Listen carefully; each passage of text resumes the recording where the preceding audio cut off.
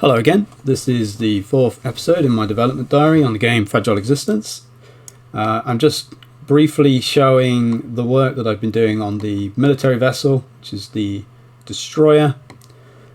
Still a work in progress, but I've gone for a bit of a more sci-fi look here. And the idea is, this is the bridge up here, and this is the front-mounted railgun between these two sort of pincers. I suppose it looks a little bit Star Destroyer-y, but much thinner. The idea is you have to line up the direction with the enemy vessel, and you use your front-mounted railgun against them. And there's also going to be turrets on the side and sort of main batteries on the top, and possibly some planet-facing weaponry on the bottom.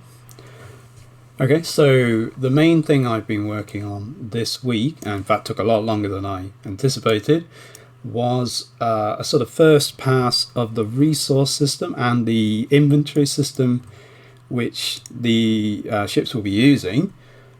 So if I fire up some ships here, obviously this is just a temporary window down here. What you'd normally do is on the menu at the beginning of the screen, when you're setting up a game, you'd choose what ships you wanted to use, and you'd give them names and be able to customize them in whatever way you fancy. So I'll just put one of each up, and you'll notice there's a new icon over here, and in fact an icon at the top.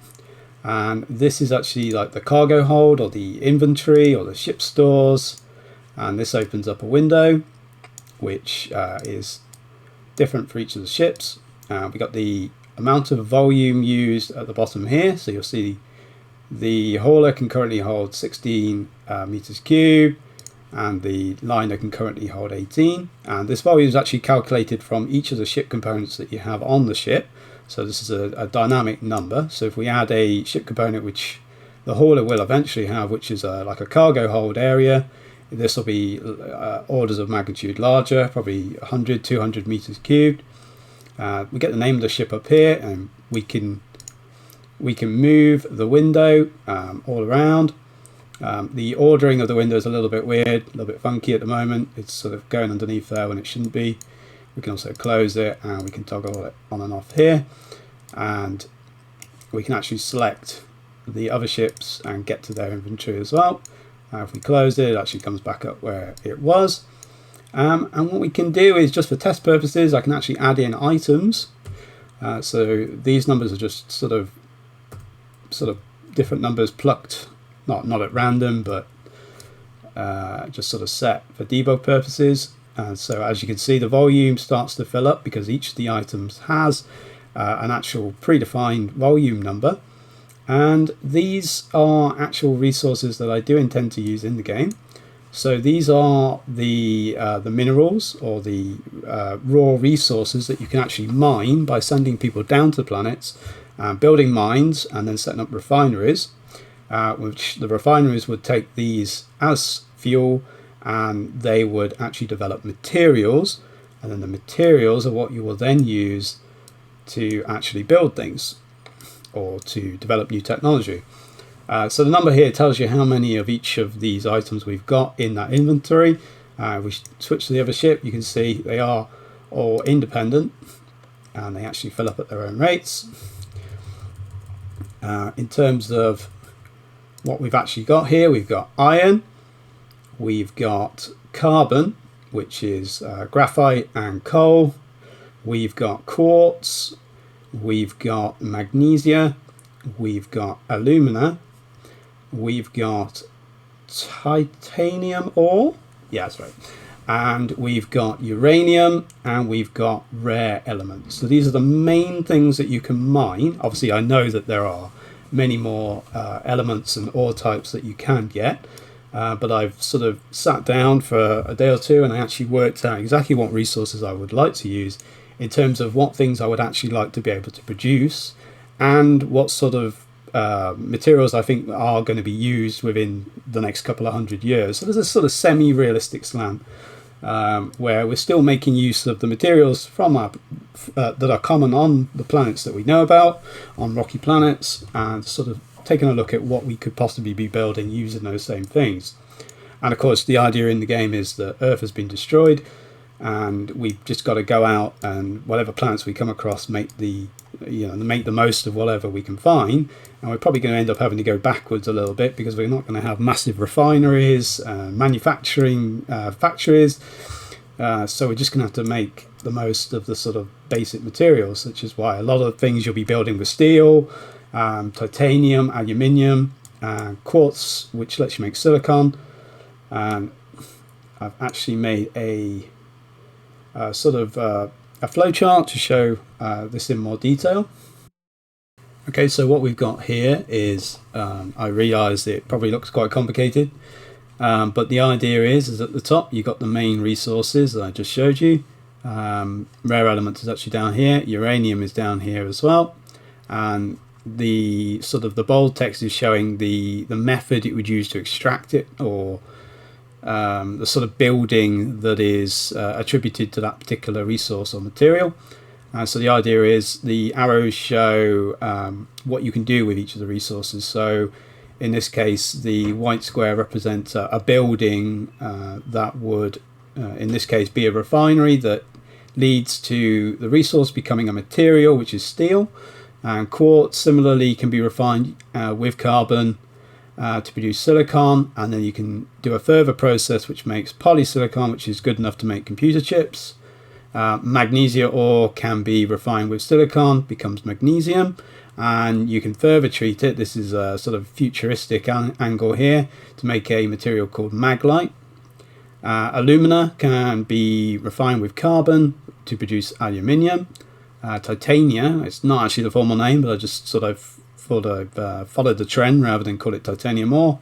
Can be refined with magnesium to produce titanium. And we've also got gases which you can get from planet atmospheres. So in this case, from a gaseous planet and a terrestrial planet. So that's a sort of a mixture of the kind of gases that we have in our atmosphere, as opposed to one from, say, Jupiter or Saturn. You can distill, and then you get a certain amount of each of these four main gases, so oxygen, hydrogen, nitrogen, and xenon. Xenon is actually the main fuel for current day iron thrusters, and it's going to be the fuel that we're going to use for our iron thrusters in game. So that's the main engine with the blue sort of effect. And of course, oxygen, hydrogen leads to water, vice versa, through various processes. And soil will actually be used to create plants or do farming on planet surface. And then we actually have at least an idea of the manufacturing process. So I sort of tried to get a good impression of how this was all going to work ahead of time. And so I won't go into detail of what each individual process is sort of geared towards, but the idea in general is that you mine resources, you refine them to get materials, and then you use those materials to manufacture things. So these are the sort of things you'll start the game with. It's a little bit like XCOM, where you start with Earth-style technology, current day stuff, and then what you do is, as you meet alien races or and you research things that you find, you can combine it with existing technology from Earth, and you can create more advanced things as the game goes on. So this is more an idea of like a snapshot of the beginning of the game. So it's the kind of technology we've got as Earth is attacked. And so there's a lot of things here that are geared towards producing all the things you actually need to be able to play the game. And antimatter is the main fuel used by the power core, and this is done through spiked fusion. You also need to create fusion pellets, so you do need uranium, and you can actually make nuclear warheads using uranium as well. And all the ship parts are actually made from titanium, aluminium, and aerogel. Now I've tried to work this out pretty carefully.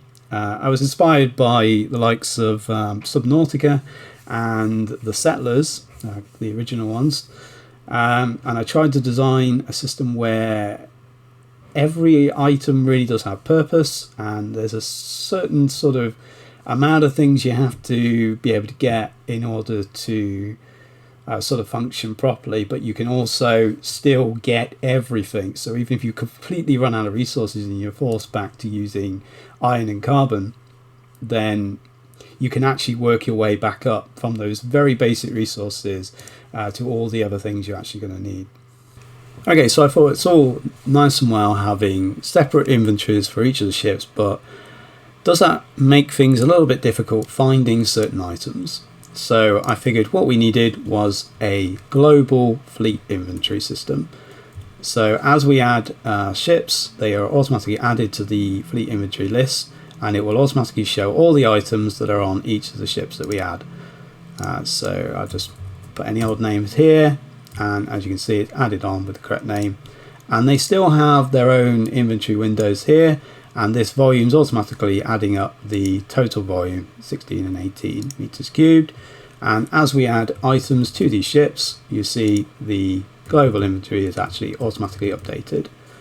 So it's not actually automatically sorting. I might add that at some point, but you will be able to filter this window both by ship type and whether the ship is currently at the planet that you're observing, or the currently selected ship is at, or whether you just want to show the whole fleet like we are currently. You'll be able to select and deselect these and sort of tailor which ships you're actually currently displaying in this window. And you'll also be able to filter this by item type, so resource, material, manufactured good, parts, that kind of thing. And so this was inspired by what they did with EVE Online, where they consolidated the various inventory windows into one panel.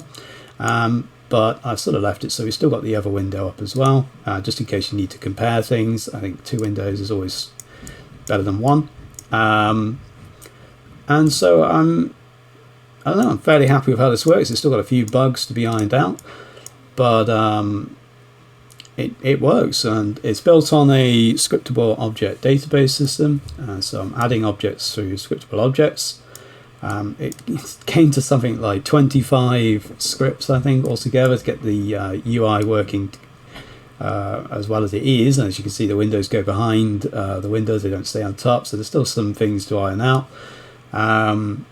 But it's been an interesting week. It took me something like 4 days to get this going, and at every step along the way it was 10 more things I had to do in order to do the thing I thought was simple enough.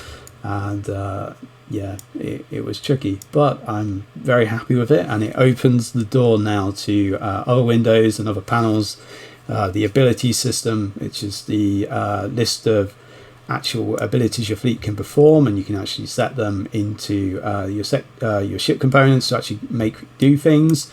There's also going to be a kind of mission or team window, which is how you assemble teams and the resources together to send them down to the planet, or to do other things you need to do. Going down to a planet is the main one, so you'll sort of send down a security detail, or you'll send down like a mining crew or a construction crew to build things, and you'll actually see this. I mean, we're never actually going to have it so that you see, you go down to the planet level. It'll always be this kind of viewpoint, this strategy looking down at the planet, but you'll see some sort of representation of the things on the planet and what's going on and production and whatnot. And you'll actually see little icons that show where the resources actually are. And so you'll move the ship to that point, and then you'll set up some sort of operation going on the planet. And you presumably be doing this around the solar system as well, presuming that you actually want to divide your fleet. So that's where the strategy comes into it. So I'm in a good position. The first military ship will hopefully be up this week, and then I can start playing around with turrets, some simple but fun laser effects, and trying to make warfare look kind of cool. And yeah, it'd be nice to move on from working on the window system for the whole week, really. But yeah, thanks for watching. That's been episode 4, and same time next week.